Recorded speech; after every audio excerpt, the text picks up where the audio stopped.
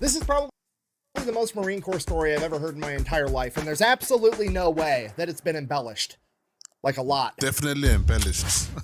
Ladies and gentlemen, we've already talked about the Marine Corps' most famous animal hero, Sergeant Reckless, the horse that was adopted by the Marines during the Korean War. Horse is not really surprising. Human beings have always used horse for battles, for war, from the beginning of time. So for a horse, not surprising. But for a dog, well, let's get to see it. Go on to become the hero of Outpost Vegas and the first horse to ever partake in a Marine Corps amphibious landing. But before Sergeant Reckless, the Marine Corps had another hero from the animal kingdom that partook in multiple amphibious landings in the Pacific theater of World War II. Today we're talking about Sergeant Seawash, aka the Devil Duck. But first, a word from our sponsor. This video is brought to you by Delete Me. Delete Me is an online subscription service. It's a very straightforward, simple business. You give them money, they get rid of your personal information off the internet. Okay, look, here's the deal. Somehow, some way, your personal information is on the internet. Your name, your spouse's name, your parents' name, your address, your last 5 addresses, your phone. Guys, I've always not understood this information thing, information selling of a thing.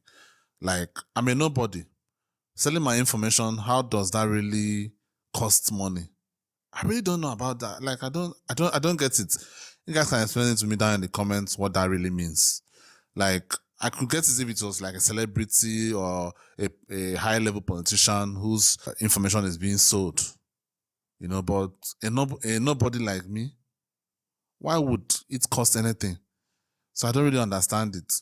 Numbers and all of your emails are all sitting in some data broker's bank, and they're selling that information for money. But the good news is that these data brokers are legally required to delete your information if you submit an opt-out request. And that's where Delete Me comes in. They will go to all the big data brokers and automatically submit opt-out requests on your behalf, and you don't have to do anything. And I know what you're thinking, because I thought the same thing. I don't want to give all my personal information to Delete Me either, because that just seems counterproductive. Okay, here's the thing with that. You don't have to give them all your private information. You can literally give them your name and your email address. You can give them more information if you want, but really all they need is your name and email, and then you come back a few days later and they just start asking you a bunch of yes or no questions. I don't think this would work though. Like, they obviously, you know, good adverts, fine, but you know, they can do their best, but your information is still out there.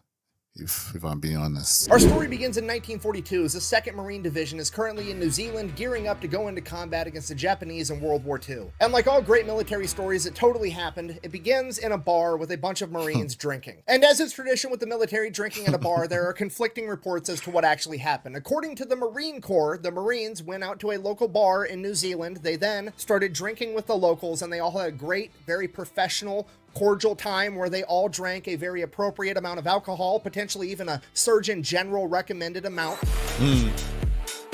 And then none of the Marines went out and hooked up with any of the local women. And if they did, hypothetically, which they didn't, but if they did, it would have been strictly in the missionary position, and the Marines would have used protection. Now, while they were at the bar, there was also a raffle. And apparently, a bunch of the Marines bought these tickets for this raffle, and one of the Marines by the name of Sergeant Francis Fagan ended up winning the raffle. Now, the grand prize for this raffle at a bar in New Zealand was apparently a duck.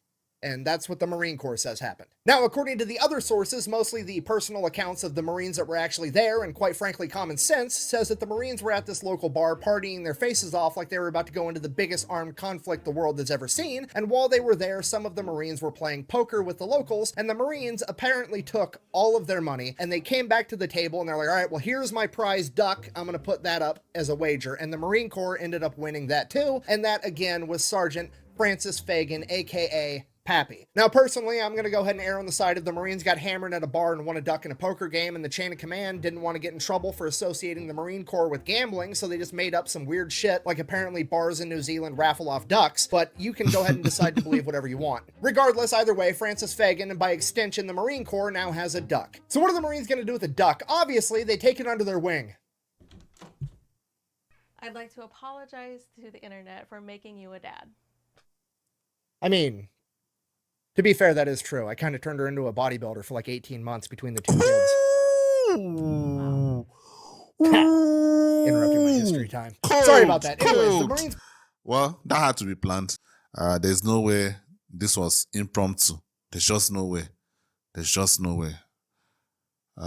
Couples can't have that much chemistry. Pretty much immediately teach this duck how to drink beer, which I know what you're thinking. That's probably not very healthy for the duck, but to be fair, there are worse vices to have. I mean, he could get addicted to quack. I'm sorry. I'm done. Okay, I'm done with the dad jokes. That joke was foul. Anyways, they become drinking buddies with this duck. He becomes one of the Marines, and then time comes for them to all go off to war and actually engage with the Japanese. Sure enough, they take the duck with them. Fast forward November 1943, the Battle of Tarawa. It's one of the bloodiest battles in Marine Corps history. Essentially, the Japanese have 4,000 soldiers dug in and heavily fortified on the Tarawa Atoll, and the Marines have to go in there and take them out. Now, what's unique about Tarawa is it is surrounded by coral reefs, and what that means is any traditional landing craft that America could use, like a Higgins boat, similar to what we used over in the European theater, would get hung up on these coral reefs, and the Japanese would be able to spray it with machine gun fire and artillery and mortars and kill absolutely everybody. The Japanese were so confident in these coral reefs and their fortified defenses that Admiral Shimasaki said that it would take 1,000,000 men 100 years to take Tarawa. But he didn't know that the Marine Corps had the LVT, the Landing Vehicle Tracked, aka the Amphibious Tractor. Similar to a Higgins boat, except it had tracks on it, and then when it hit the coral reefs, it would simply drive right over the top of them. So November 20th, 1943, at 3 a.m., under the cover of darkness, 18,000 Marines and one duck would load into their salamander tractors as they prepared to launch their amphibious landing at the quack of dawn. As dawn broke, the Japanese soldiers watched in horror as the American landing crafts did not get hung up on the reefs, but simply drove right over the top of them. The only surviving Japanese officer from this battle, Kiyoshi Ota, would later go on to write, "We could see the American landing craft coming towards us like dozens of spiders over the surface of the water, as one of my men exclaimed, 'The gods of death have come.'" As the Marines reached the beach, they would become pinned down. That is almost like they were basically like adoring the United States soldiers. That is weird.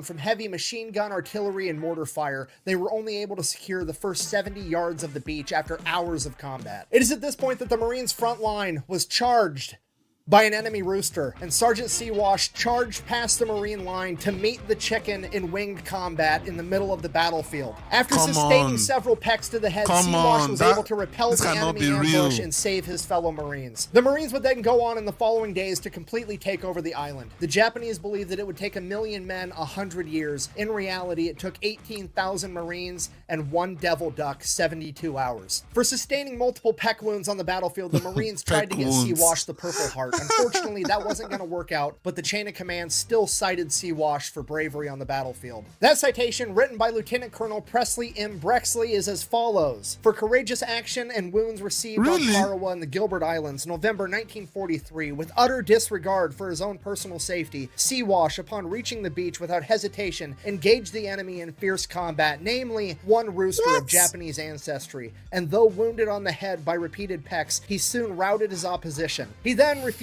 medical aid until all wounded members of his section had been taken care of first. Seawash and his fellow Marines would then see battle again at the Battle of Saipan, also known as the D-Day of the Pacific. However, allegedly due to some intel, there would be no enemy poultry on the beach, so Seawash's services were no longer needed, and he would remain on the boat for the initial 3 days of the battle. After that, he would go ashore and support his fellow Marines. At the conclusion of the Battle of Saipan, the Marines had gained valuable intel regarding the neighboring island of Tinian, and they would immediately launch another attack to gain that island as well, and this time, the Devil Duck would partake in the amphibious landing. From there, he would identify an enemy duck that he would engage in build combat until forcing it to finally retreat. A couple of days after that, the Marines would take the island entirely, and shortly after that, Sergeant Seawash would lay an egg. Apparently, Seawash and the other duck I mentioned a minute ago were doing a little bit more than just fighting. Either way, at this point, the Marines now realize that Sergeant Seawash is in fact a girl, Was a woman. to which they're like, A woman. Treacherous. just kidding, they didn't actually care. In reality, they were probably giving each other a hard time, like, all right, who did it? Today would be the last time that Sergeant Seawash ever saw combat. After World War II, she would end up getting sent back home to America with her fellow Marines and her primary caretaker, Francis Fagan. From there, the story of Sergeant Seawash picked up traction, being in Time magazine, having multiple radio appearances, being in a bunch of different newspapers, telling the harrowing story of America's one and only devil duck. And while all that's going on, she is partying her bill off with her Marines, drinking beer after beer, while also helping the Marines hit on young women. And I actually believe this to be the first historical appearance of the term wingman being used in relation to picking up women. Okay, I mean, look at this. Fagan and Seawash have more game than an Xbox. That man's about to get more than an animal shelter. Over the next couple months, the publicity would die down, and Francis Fagan would go on to become an electrician. And his great-grandson would also go on to become an electrician that had a pretty decent-sized YouTube channel. No, I'm just kidding. I'm not related to this guy. Anyways, Sergeant Seawash would also then go to live on a farm for an extended period of time until being called back into duty during the Korean War, Corps, where she helped with recruiting efforts. After that, she would finally retire to live out the rest of her days in the Lincoln Park Zoo in Chicago before passing away in 1953 due to liver complications. Taxidermy shop where she was then stuffed and currently resides in the National Museum of the Marine Corps in Triangle, Virginia. So in conclusion, this has been the totally real, 100% not embellished whatsoever story of Sergeant Seawash, aka America's Devil Duck. That time the Marine Corps won a duck in a poker game, taught it how to drink beer, then took it to multiple amphibious landings in the deadliest battles of World War II, kept it alive the entire time to bring it back home so they could use it to hit on women, and I think it is the most Marine Corps thing that has ever happened, and if I'm wrong, you can tell me down below, and if your story's better, I'll do a video on that too. Definitely an embellished story. Obviously, the dog exists because if it did not exist, it wouldn't be in a museum. Or really, I can't really be sure, but I'm sure it existed. But I really doubt it was able to achieve all these feats that is being mentioned here. I think the dog was just basically a companion at the end of the day. I think it was just a companion, and just happened to survive after the war. And it was now given all this. I don't think it did all these things, man. It's ridiculous. Two dogs going to fight each other. Come on, man. Come on. Nobody believes that. Nobody, or do some people believe that shit? There's just no way. There's just no way. Anyway, let me know what you guys think down in the comments. Do you think this story is fully true? Do you think it's embellished, or do you think it's all a bunch of bullshit? They're just that this never happened. Let me know down in the comments. Thank you guys for watching. I'll see you on the next one. Peace.